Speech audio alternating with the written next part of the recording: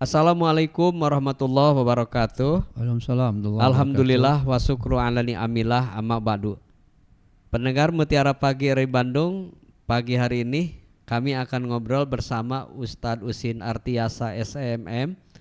Tentu akan bercerita tentang kurban. Ini sepintas bahwa ketika materi kurban disampaikan dengan beberapa kali di Pro 1 khususnya di Mutiara Pagi, Pak Ustadz, banyak hal yang memunculkan ini sebenarnya cerita lama atau pertanyaan yang istilahnya muncul terus. Nah ini mungkin pendengar juga pemirsa bisa menjadi pembekalan bagi Anda saat Anda ingin berkurban, yang insya Allah mudah-mudahan ini sangat membantu bagi Anda untuk memahami seperti apa kurban. Ini Pak Ustadz luar biasa ya. Kita ngobrol ringan untuk pendengar dan pemirsa. Yang pertama yang muncul terus di tentang kurban itu sejarah kurban itu sendiri. Walaupun sebenarnya kalau rajin pendengar dan pemirsa melihat dari apa yang ada di gadgetnya, ini tinggal buka aja. Tetapi rata-rata nggak mau sih baca gitu, ingin langsung mendengar gitu, tapi sekilas tapi dapat ilmunya. Seperti apa Ustaz? Yang pertama, jawabannya ada dua. Pertama tentang bagaimana cara mengambil keputusan melalui kesiapan berkurban masing-masing anak Adam. Surat 5:27 itu jawabannya ada di sana bahwa ketika Qabil dan Habil akan dipilih salah satu dari mereka, korbankan kalian yang menjadi kecintaan kalian apa? Ternyata yang diambil adalah Habil, maka yang diterima Habil. Artinya di situ sudah dilatih untuk siap berkorban. Kemudian yang kedua adalah ketika Ibrahim alaihissalam diberi mimpi oleh Allah untuk menyembelih anaknya, padahal itu baru sampai di Mekah. Di sini juga menunjukkan bahwa sejarah kurban itu menunjukkan setiap orang harus siap mengorbankan apa yang menjadi sesuatu yang dicintainya. Itu artinya jiwa untuk berkorban harus ada pada diri setiap orang. Baru diperkuat oleh Al-Quran itu. Fasolli lirabbika wanhar. Jadi intinya sejarah kurban tidak bisa dilepaskan dari dua nabi tadi, yang akhirnya menjadi kebiasaan setiap mukmin. Begitu. Baik, berikutnya Pak Ustadz, kurban itu sunnah atau wajib? Atau memang wajib itu untuk siapa, sunnah untuk siapa? Dan kenapa sampai tadi Pak Ustadz menyampaikan, Rasul menyampaikan jangan dekat-dekati tempat sholatku. Nah ini pengertiannya seperti apa Pak Ustadz? Kalau merujuk pada pandangan yang saya telaah, ada dua. Satu sunnah muakkad, tapi tidak sedikit yang menyebutnya wajib. Namun wajibnya pun bersyarat. Sekali lagi, hukumnya ada dua secara masru'iyah ya. Ada sunnah muakkad, tapi tidak sedikit yang menyebutnya wajib, tapi wajibnya bersyarat. Hadis menyebutnya mangkana lahu sa'atun. Nah itu tuh kalimatnya. Siapa orang yang diberi keluasan di sini adalah rezeki. Kemudian lam yudahi, tidak berkurban, la yaqrabanna musallana, itu ancamannya Pak. Jadi syaratnya adalah dia lapang rezeki. Nah lapang rezeki itu kan boleh jadi fluktuatif. Tahun ini lapang, tahun depan enggak. Ya boleh jadi tahun ini bisa berkurban, tahun depan tidak. Atau sebaliknya, lapang terus ya bagus lah, atau sempit terus sebaliknya. Jadi intinya sa'atun, kelapangan itulah yang menjadi hukum wajibnya. Gitu kira-kira. Jadi bagi keluarga yang mampu, yang memang tidak berhenti terus berkurban, harusnya ketika dia lapang tadi kan, maka ancaman Rasul kan jelas, la yaqrabanna musallana, nggak boleh dekat loh dengan tempat sholatku. Menunjukkan sholat dan berkurban tidak boleh dipisah. Sholat itu aspek ritual kepada Allah, kurban itu aspek sosialnya ada. Itu harus diwujudkan. Luar biasa. Kembali kepada orang yang ingin berkurban. Pertama pertanyaannya Ustadz, dia tuh sudah niat ingin berkurban, tapi ketika pertama yang akhirnya ada halangan lain, katakanlah musibah. Nah kemudian yang kedua, dia juga sudah niat berkurban, tapi waktunya memang ada, ada yang mengatakan ini nih juga kekeliruan ini harus diluruskan Ustaz. Kami sih mau berkurban tapi belum eka.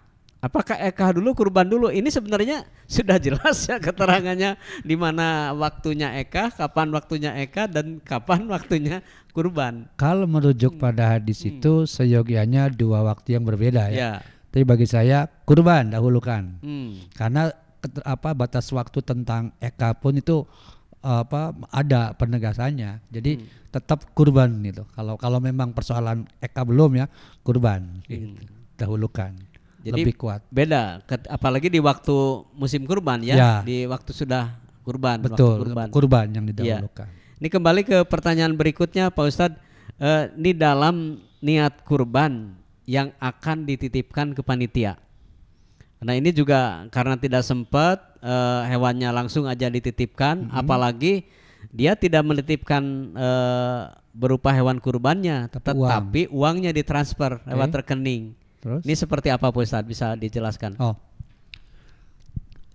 Terkait dengan penitipan, kita lihat hadis yang menyatakan amara Rasulullah SAW menyuruh Ali untuk mengurusi kurban. Hadis ini bisa menjadi satu pelajaran bahwa berkurban boleh menitipkan ke seseorang atau ada semacam panitia. Mengenai apakah harus hewan kurbannya langsung, berarti hewannya ya, binatangnya ya, atau dengan uangnya, kalimat itu menunjukkan leluasa Pak. Boleh menitipkan uangnya seharga yang sudah disepakati, atau langsung menitipkan hewannya yang dibeli oleh mudhahi yang berkurban. Dua-duanya memungkinkan. Hanya saja terkait dengan penyembelihannya ada dua kemungkinan. Boleh yang berkurban menyembelih sendiri atau menitipkan kepada panitia untuk menyewa orang. Tetapi ada hadis yang mengatakan jangan sampai penyembelih itu diberi upahnya ya. Diberi dari daging hewan yang disembelih. Tidak boleh. Itu bisa haram. Tapi hadis menyebutnya nahnu nu'tiyahu, bahwa kami yang memberi upah untuk yang menyembelih. Jadi antara hewan kurban yang disembelih dengan penyembelihnya tidak boleh ada pembagian dari situ, tapi dibayar sendiri. Itu lebih bagus. Jadi lebih tepatnya lagi ketika kita ingin menitipkan hewan kurban ke panitia plus biaya operasionalnya. Termasuk biaya untuk penyembelihan. Jadi jangan sampai si pemotong hewan kurban dikasih kepalanya atau kulitnya. Kulitnya atau kakinya itu nggak boleh. Tapi kalau misalnya dia sendiri termasuk orang yang harus diberi bukan upah, beda lagi. Boleh. Yang tidak boleh itu kan pembayarannya. Pembayaran jasa dari penggunaan tenaganya menyembelih. Bahwa dia mendapatkan bagian dari itu, jangan konteksnya dibayar. Ini hak dia sebagai orang yang berhak menerima. Betul, mustahik. Kembali ke ini, itu jadi artinya hati-hati ya Ustaz ya. Meskipun sepele mungkin Pak. Sama saja, bukan, beda. Antara sebagai penyembelih dengan sebagai warga biasa yang berhak mendapatkan itu. Dua hal yang berbeda. Baik, berikutnya Pak Ustadz nih memilih hewan kurban. Ini juga menjadi penting karena Pak Ustadz sendiri dalam topik yang berbeda masih mengenai kurban. Betul. Ini harus berhati-hati karena ini kan semarak ya. Kalau sekarang itu ya, kalau lebih tepatnya itu kita lebih ke rumah pemotongan hewan kurban atau ke dinas terkait yang sudah ada capnya yang atau punya otoritas ya. Kemudian juga ini kan di mana-mana muncul betul. Dari petani, dari pinggir jalan, dari apa. Nah, kita supaya menjadi orang yang cerdas dalam memilih hewan kurban yang tepat seperti apa Pak Ustadz kriterianya? Poin pertama adalah tanda kutip kita boleh rewel, tanda kutip ya. Kenapa rewel? Banyak tanya mengenai kondisi hewan kurban. Dalilnya kan jelas.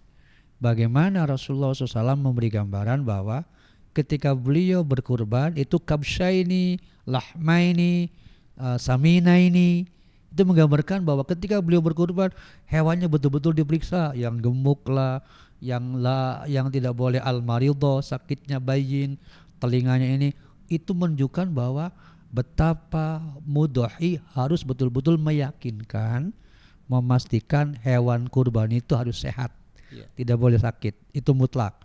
Yang kedua, berkaitan dengan kita kan awam nih masalah itu, ya bagi saya bisa nanya ke pihak misalnya yang punya otoritas, mungkin tadi dinas peternakan, dinas kesehatan hewan ya maksudnya, yang bisa mengambil satu keputusan, ini loh hewan yang bagus. Kita awam ya sudah serahkan kepada mereka. Kita menggunakan konsep mewakili, mewakilkan ke orang yang atau lembaga yang punya otoritas, Pak. Jangan sampai mengira sendiri gitu. Lebih bagus. Ini juga masih pertanyaan yang klasik. Boleh katanya ada yang bilang nggak boleh nawar loh kalau buat hewan kurban. Enggak.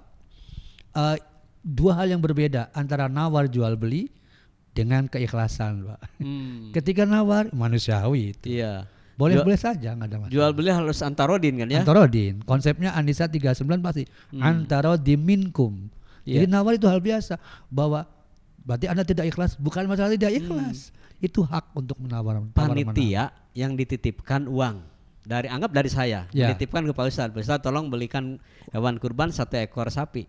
Saya menitipkan 30 juta. Tapi ternyata sapi yang sama yang harga 30 juta itu ada yang kecil, ada yang besar nih. Ya. Nah, panitia itu tidak untuk sendiri tapi dimasukkan ke kas panitia dan itu menjadi bagian dari operasional. Karena kutip. Ya. Untung. Ini boleh nggak atau salah? Oke. Perlu hati-hati di sini. Akad tadi itu kan nitipkan. Ya. Mestinya kalau panitia tidak mau berdosa, ada transparansi. Tadi katakanlah karena belum diprediksi harga sapinya ya. Sudah dipatok bahwa per orang 7 orang berarti ya, per orangnya itu 36 misalnya 3.600.000. Ternyata ketika dicarikan sapi ketemu harga yang masih mendapatkan tanda kutip selisih. Sebut saja capital gain atau untung. Nah, sisa uang itu bagaimana? Harusnya diskusikan dengan para mudhahi. Sebab boleh jadi sisa uang inilah yang akan nanti dijadikan biaya untuk operasional. Tidak boleh langsung mengambil keputusan sendiri, udahlah kita jadikan operasional, nggak boleh, Pak. Kalau ingin hati-hati, transparansi, musyawarahkan dengan 7 orang tadi. Gimana nih Pak? Ya silakan pakai aja untuk operasional, deal sudah. Itu berarti di luar yang hewan kurban. Sebab nanti kalau tidak begitu, itu included dalam biaya kurban. Lalu dijadikan ini khawatir tidak halal, Pak. Tidak halal. Pendapatannya. Harus hati-hati. Tetap. Ustaz, ketika berkurban itu ini juga masih terus menjadi pertanyaan pendengar. 1 ekor sapi untuk 7 orang, 1 ekor unta untuk 12 orang atau berapa? 10 orang. Ini kemarin Pak Ustadz juga dari pembahasan kurban, masih tanya kurban, ternyata tidak 1 ekor domba untuk 1 kepala keluarga yang berkurban untuk keluarganya. Iya. Berarti bisa jadi keluarganya itu lebih daripada 2, 3 atau 4. Boleh, nggak ada masalah, Pak. Nah, ini gimana nih Pak Ustadz? Meluruskannya nih Pak Ustadz. Jadi gini, hadis itu menunjukkan terkait dengan 1 ekor untuk sab'ah 7 orang, itu jelas. Unta sendiri ada 2 kalimat, Pak. Ada 1 ekor untuk 10, ada 1 ekor untuk 7, sama dengan sapi. Itu di Bulughul Maram ya. Itu jelas konteksnya. Kalau yang dijadikan hewan kurban adalah sapi. Tapi kalau yang dijadikan kurban adalah domba, atas namanya itu sebetulnya sama. Yakni siapa yang berkurban, yakni kepala keluarga, wa ahli dan keluarganya. Itu sudah memadai insya Allah. Itu maksudnya. Ya. Ini kembali ke arisan kurban, Ustaz. Gimana? Boleh, Pak. Boleh? Iya. Kalau di arisan kurban sudah jelas sebetulnya tabungan kan, sistemnya tabungan ya, tabungan. Tapi ada juga yang seorang guru dengan murid-muridnya mengumpulkan Nah uang. itu persoalan lain tuh. Nah, gimana nih? Itu persoalan lain. Nah. Ketika murid itu namanya sedekah biasa, Pak. Oh ya, sedekah biasa. Sedekah biasa. Kenapa? Karena muridnya katakanlah 1 ekor domba ya. Ya. Seharga sebut saja 1 juta misalnya. Terus 1 kelas ada yang 50, itu bukan kurban, itu sedekah biasa. Jadi itu walaupun dipotong di waktu kurban tidak Betul, jadi kurban. Tidak. Karena apa? Prosesnya tidak memenuhi syarat. Tapi bahwa sodako oke lah. Oke ya. Bahwa mengajari anak berkurban oke lah. Iya. Tapi substansi kurbannya hilang, Pak. Ya. Tapi kalau menurut pandangan saya tuh justru kita akan harus benar memberikan edukasi terhadap anak. Ya itu mestinya. Lebih baik anak dijelaskan sesuai aturan harusnya, yang kalau jelas. Supaya mindsetnya tidak salah. Iya. Karena bukan begitu konsepnya. Gitu. Ya karena nganggap udahlah 100.000 aja bisa kurban loh. Betul. Nggak sesuai dengan hadis yang ada. Iya. Tapi kan kalau dia beralasan. Iya. Tapi kan ini untuk mendidik itu benar. Iya. Tapi cara juga harus benar. Iya. Jelaskan kepada mereka ini bukan kurbannya, belajar berkurban mungkin. Ini kembali lagi ke instansi atau lembaga tertentu yang mengatasnamakan instansi mau berkurban. Dan anggaplah itu uang dari kelebihan apa yang halal, kemudian dibelikan 1 ekor sapi atau 2 ekor sapi, tapi tidak atas nama pribadi. Ya, gimana Ustaz? Tidak. Kembali ke hadis, Pak. Bagi saya harusnya tidak mengatasnamakan lembaga, nggak jelas itu. Kalau itu terjadi, balik lagi ke yang tadi. Iya. Itu sedekah biasa. Sedekah biasa. Bukan kurban. Iya. Jokowi berkurban, presiden. Nah itu kalau pribadi boleh. Bisa. Boleh. Iya, pribadi itu kan. Pribadi kan Betul. bukan presidennya. Bukan jabatan presiden, tapi Pribadinya. Atas nama yang bersangkutan. Gitu.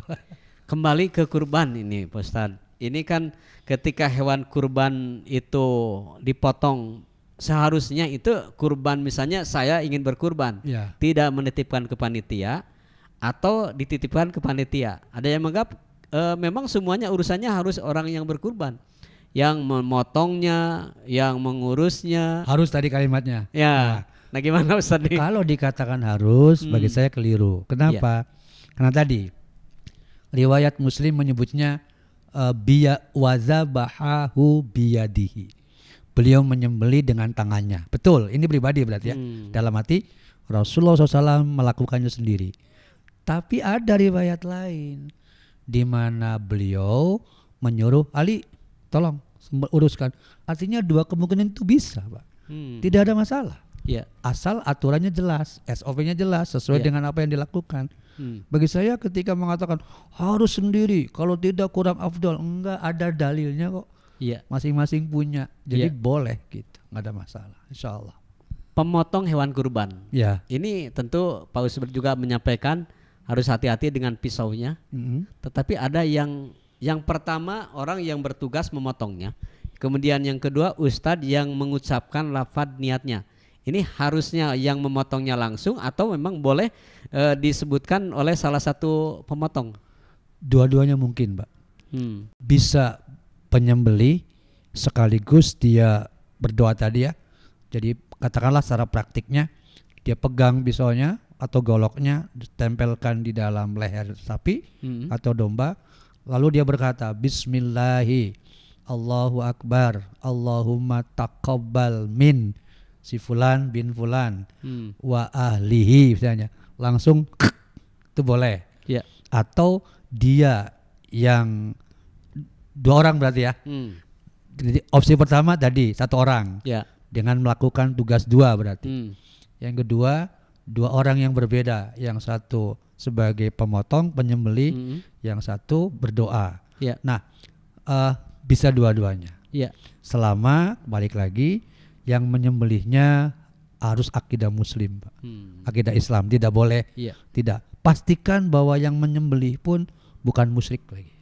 Harus itu yakin. Asal bukan dia bisa tapi akidahnya bermasalah, hati-hati. Jangan. Nah, atau yang kedua ini orang yang mendoakan orang lain bisa. Bismillahi Allahu Akbar Allahumma taqabbal, beres langsung gitu. Bisa. Kembali ke pembagian daging kurban, Ustaz nih. Pertama saya juga menyimak dari pemaparan Pak Ustadz, daging kurban itu ada hak seorang, boleh, maksudnya boleh yang berkurban mendapatkan dagingnya, keluarganya, tetangganya, malah sekalipun non muslim di sekitarnya yang melihatnya. Ini yang semestinya kan ada juga panitia membagikan daging kurban seperti zakat. Asnaf ada, dan memang itu nggak boleh nih, karena yang akhirnya menjadikan gini mubazir kan, satu keluarga miskin kemudian dia mendapatkan beberapa kilo, sementara di tempat yang lain kebagian hanya seon. Nih seperti apa ini? Menurut saya mengasumsikan atau mengasosiasikan pembagian daging kurban dengan menggunakan samania asnaf lizakati keliru, Pak. Kenapa keliru? Kan jelas Al-Hajj 28 atau Al-Hajj 36 itu jelas-jelas fakulu minha, silahkan mudhohi pekurbannya makan. Tapi ada kalimat at'imu, berilah makan, al-qani'u al-mu'tar. Artinya dengan ungkapan al-qani'u wal-mu'tar, siapapun warga penduduk setempat berhak mendapatkan itu tanpa harus memilah, oh ini kaya nggak usah, ini miskin nggak usah, nggak ada. Itu semua berhak. Bahkan tadi non muslim pun dengan syarat dia tidak memusuhi, dia tidak menghalangi agama, berhak untuk mendapatkan hal yang sama. Yang penting tidak dijual ya misalnya. Yang penting tidak dijual, itu penting sekali.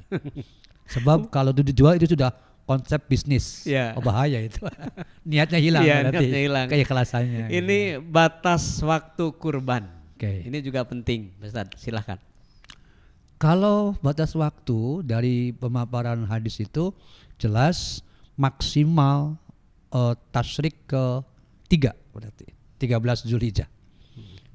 Mulai 10, yang penting bukan qoblas sholah, harus ba'da sholah. Ya, ba'da sholah dimulai sampai berarti 4 hari ya, 10, 11, 12, 13. Nah maksimal asar tanggal 13 itu tidak boleh lebih. Kalau dia lebih sampai maghrib, berarti nilainya bukan kurban, sedekah biasa. Abdolnya? Kalau masalah abdol bisa semuanya, Pak. Boleh jadi hari pertama 10 Zulhijjah tidak bisa, nggak ada masalah. Tanggal 11-nya, gitu. Semuanya bernilai, insya Allah. Baik pendengar dan pemirsa, luar biasa obrolan kami mengenai kurban. Nah ini kembali terakhir Ustaz, ajakan bagi pendengar kita, pemirsa kita untuk berkurban. Karena waktu masih cukup lama, silakan Pak Ustaz. Para pendengar dan pemirsa RRI, kalau kita, Anda, dan kita semua masuk kategori mangkana lahu sa'atun, punya keleluasan rezeki, bertekadlah, berjuanglah untuk berkurban. Sebab dalilnya jelas, fasholli li rabbika wanhar, ditambah tadi la yaqrabanna musallana, Anda sanggup tapi kemudian merasa takut miskin, enggan berkurban, hati-hati, diminta jauh dari tempat sholat. Jadi bertekadlah bahwa yang punya